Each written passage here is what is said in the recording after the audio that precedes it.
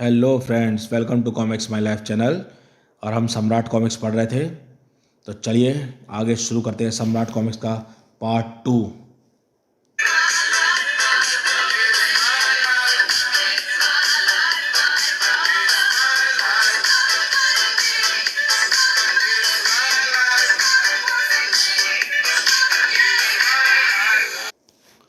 इसको रोक सकता हूँ तो सिर्फ मैं।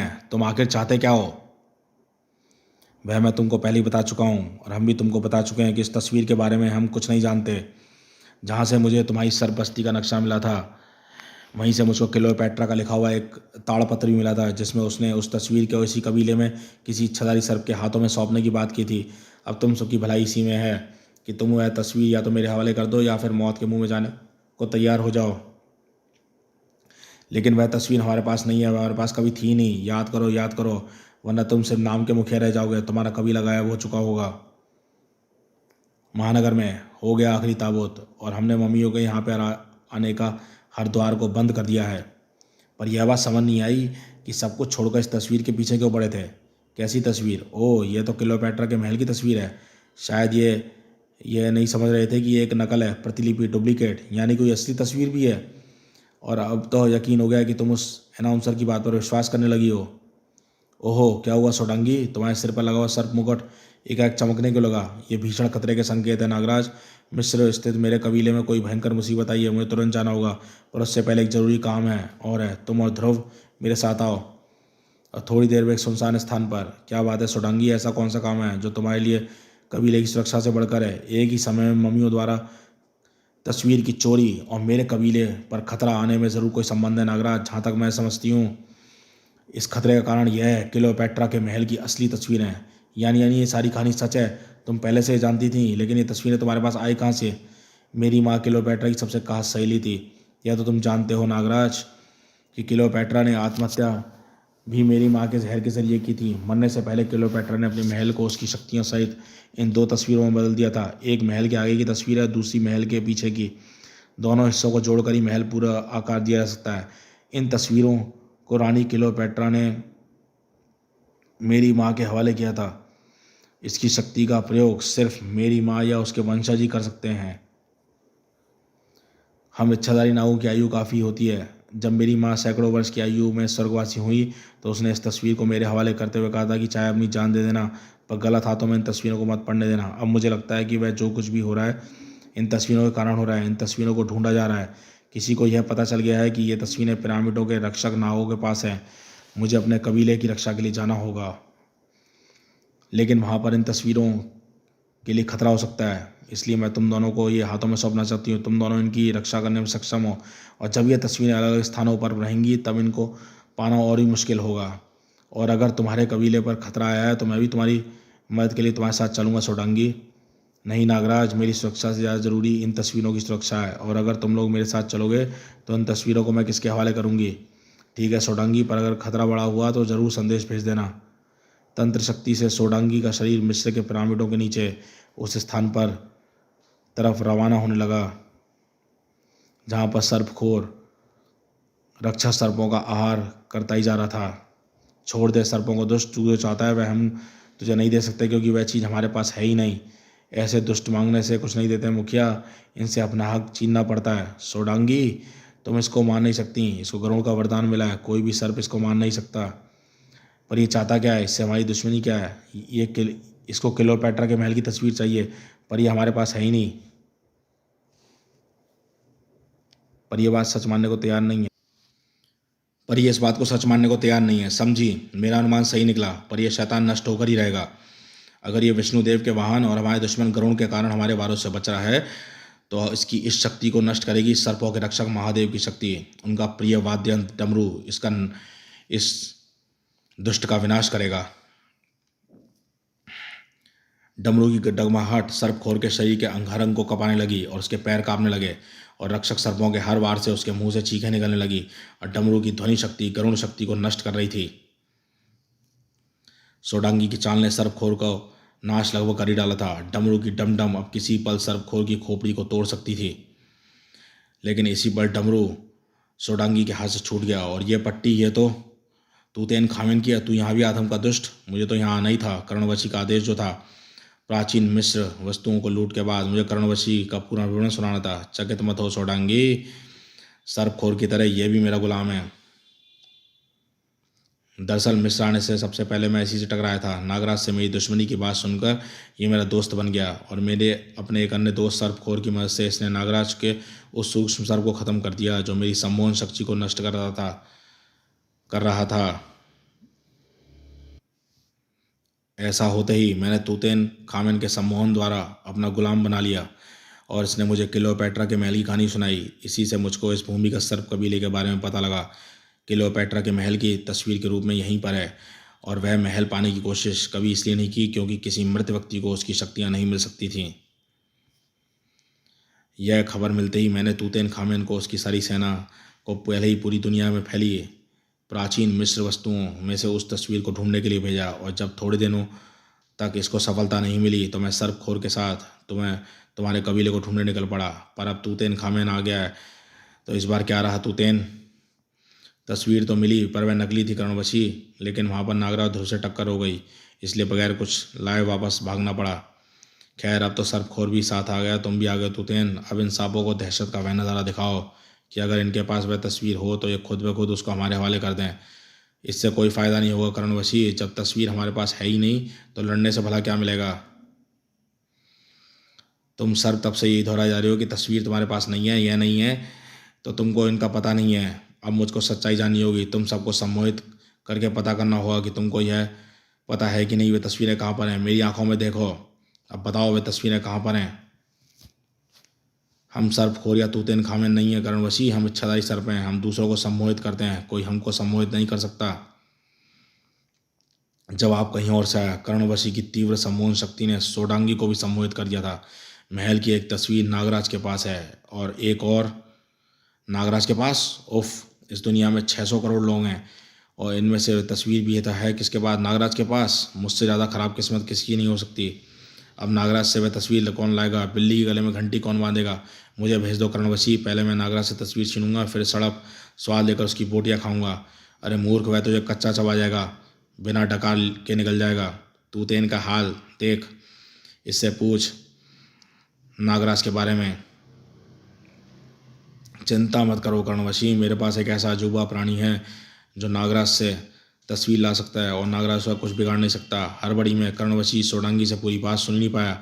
उसको अभी तक यह नहीं पता था कि तस्वीर एक नहीं दो हैं। महानगर जहाँ की जिंदगी चमचमाती, जिंदगी को भरपूर से जीने के लिए अधिकतर लोग एक ही चीज़ चाहते हैं, पैसा हासिल करना। फिर चाहे पैसा सही रास्ते पर चल कर आए। अरे रास्ते में कोई गिरा हुआ है, शायद कोई गाड़ी वाला इसको टक्कर मार कर भाग गया है, मैं ऐसे देखता हूँ, या फिर गलत रास्ते से। हेलो, आप ठीक तो हैं भाई साहब? अभी तक तो नहीं था, पर अब हो जाऊँगा जब तुम अपना पर्स, घड़ी और बीवी के गहने मेरे हवाले कर दोगे। या कहो ये सारी चीज़ें हम तुम्हारी लोगों की लाश से उतार लें। आप लोगों ने एकदम सही आदमी को पकड़ा है। मेरे पास पर्स भी है, घड़ी भी है और बीवी के शरीर पे गहने भी हैं। दरअसल मुझे तनख्वाह का अच्छी मिलती है। अरे मुझे ही क्या, ब्लैक कैट कमांडो यूनिट में मेरे जितने भी सहकर्मी हैं सभी को मोटी तनख्वाह मिलती है। मारे गए। ब्लैक कैट कमांडो का शरीर बिजली की गति से घूम रहा था। तड़ाक, दोनों गुंडों के झटके भी लग रहे थे। खड़े हो जाओ नाली के कीड़ों, तुम मेरी पत्नी के जेवर उतारना चाहते थे, पर मैं तुमको जेवर पहनाऊंगा, लोहे के वे कड़े जिनको तुम हथकड़ी कहते हो। चलो पुलिस स्टेशन। कहाँ फंस गए यार? अरे अब मुसीबत में भगवान को बुलाते हैं, पर हमारी मदद तो शैतान ही कर सकता है। ओ शैतान जी, हमको इस मुसीबत से बचा लो। दिल से निकली सच्ची पुकार कभी व्यर्थ नहीं जाती। चाहे भगवान को पुकार लो, सांप या शैतान को।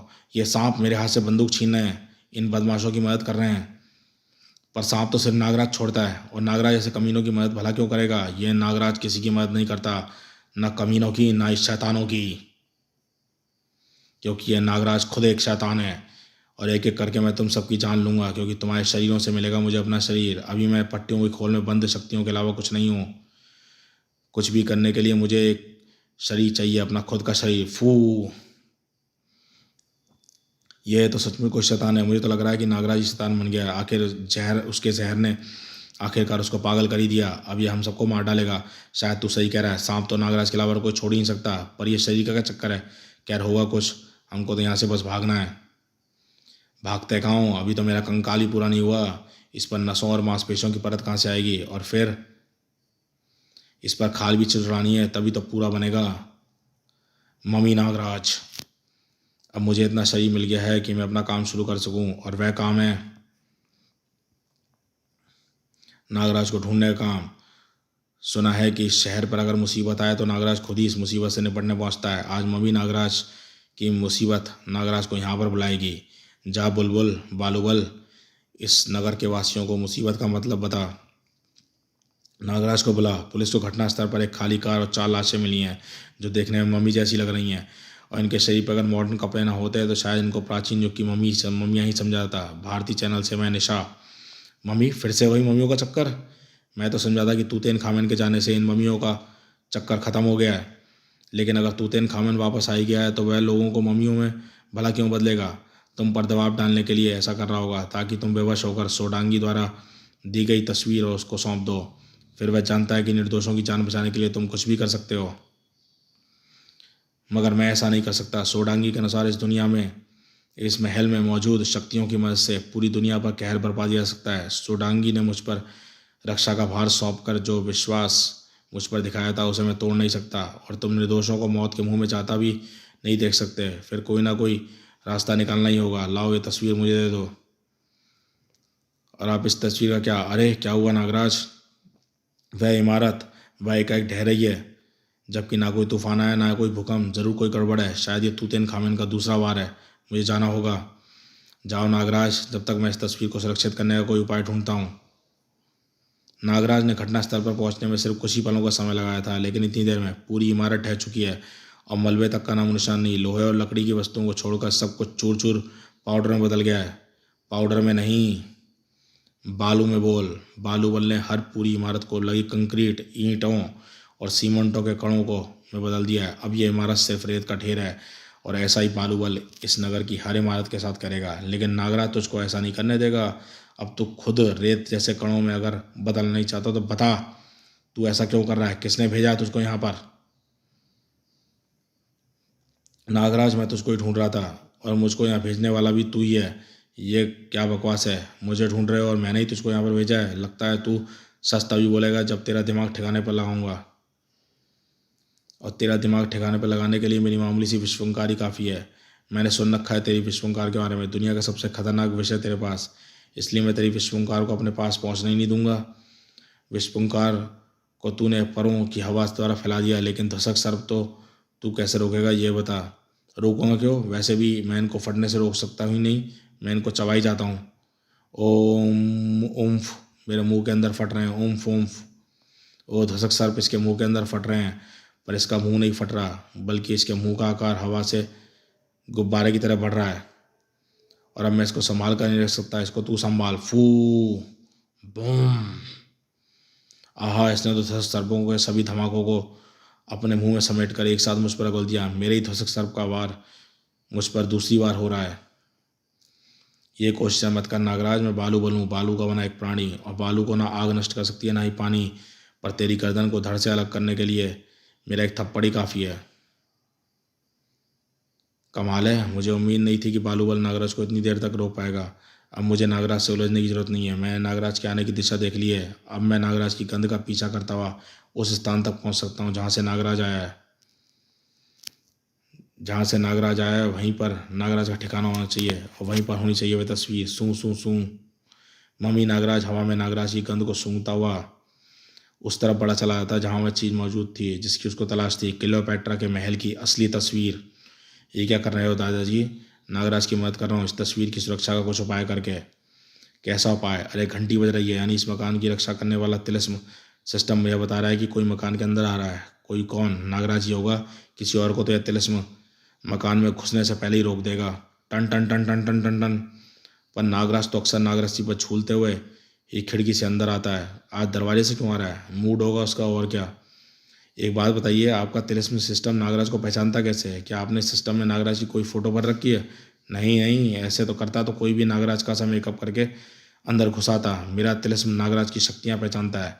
नागराज की शक्तियाँ किसी और में नहीं है, नागदंत तक में नहीं, लेकिन मुझ में है। मैं नागराज की शक्तियों से ही बना हूँ, मुझ में नागराज की हुबहू शक्तियाँ हैं, क्योंकि मैं हूँ मम्मी नागराज। अब ला बुड्ढे, मुझे तस्वीर दे दे जिसकी तलाश में बहुत दूर से आया हूँ। ओहो, मेरा शक सही निकला, ये षड्यंत्र जरूर तूतन खामिन का ही है।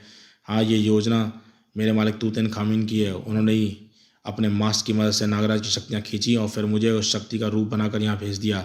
अब समय खराब मत कर, तस्वीर मेरे हवाले कर दे, वरना मैं तुझे भी मम्मी बना दूंगा। मुझे मम्मी बनने का कोई शौक नहीं। तुम आगे बढ़ो, तस्वीर उठा लो। तुम इस तस्वीर पर नज़र रखना भारती, तब तक मैं इस तिलिस्मी यंत्रों की मदद से ऐसा तिलिस्म रचूंगा कि ये तस्वीर लेकर यहाँ से बाहर नहीं जा पाएगा। उम्फ, यह तस्वीर एकाएक कितनी भारी कैसे हो गई? मैं अपनी और नागराज की सारी शक्तियाँ लगाकर भी इसको नहीं उठा पा रहा हूँ। जरूर उस बूढ़े ने इसमें कुछ गड़बड़ की है, और अगर उसने गड़बड़ की है तो उसको ठीक भी यही करेगा। तुम उस तक तभी पहुँच पाओगे जब तुम उससे पार कर पाओगे, या फिर तिलिस्मी शोलों की लहरों को। भारतीय मम्मी नागराज को तब तक रोकने की भरपूर कोशिश कर रही थी जब तक नागराज का खतरे का संकेत पाकर वापस नहीं आ रहा था। और इस भयानक खतरे का संकेत नागराज तक पहुंचाने के लिए नागराज का एक जासूस सर्प वहां मौजूद था। नागराज को खतरे के सर्प संकेत मिलने लगे। ओहो, कोई मम्मी की क्लियोपैट्रा की तस्वीर चुराने की कोशिश कर रहा है। पर वह मम्मी उस तिलिस्मी घर के अंदर घुसी कैसे? और इसका पता तो वहीं पर पहुँच कर चलेगा, पर मैं अभी वहाँ पहुँच नहीं पाऊँगा। मैं इस बालूबल से पीछा छुड़ा पाऊँगा तभी। तू मुझसे पीछा छुड़ाकर भागना चाहता है नागराज? पर ऐसा हो ही नहीं सकता। मुझे तो तुझको लेकर अपने मालिक के पास जाना है। एक तो तूने मेरी शक्ति का सिर्फ एक हिस्सा देखा है, अब देख मेरी दूसरी शक्ति दिखाऊंगा, ये देख। ओहो, इसने तो मेरी सरपरस्ती को भी रेत की मूर्तियों में बदल दिया। अब ये टूट टूट के गिर रही हैं, यानी ये कंक्रीट, सीमेंट और ईंटों के अलावा जीवित वस्तुओं को भी रेत में बदल सकता है। हाँ नागराज, और मैंने अपनी तेरी इन्हीं शक्तियों की स्रोत को ढूंढ लिया है। वह स्रोत है तेरी कलाइयाँ। तू कलाइयों से ही सर्पों को निकालता है ना, इसलिए मैं तेरी कलाइयों के हिस्से को रेत में बदल देता हूँ। फिर ना रहेंगी तेरी कलाइयाँ, ना निकल पाएंगे तेरे घातक सांप, और ना रहेगी बजेगी 5 सांप, और ना बजेगी बांसुरी। ओहो, ये इसने क्या किया? अब सांपों की तरह मेरी कलाइयाँ भी टूट कर बिखर जाएंगी। तो दोस्तों, सम्राट कॉमिक्स के पार्ट 2 को हम यही रोकते हैं और मिलते हैं सम्राट कॉमिक्स के पार्ट 3 में कि नागराज कैसे बचाएगा अपनी कलाइयों को। तो देखते रहिए कॉमिक्स माई लाइफ चैनल।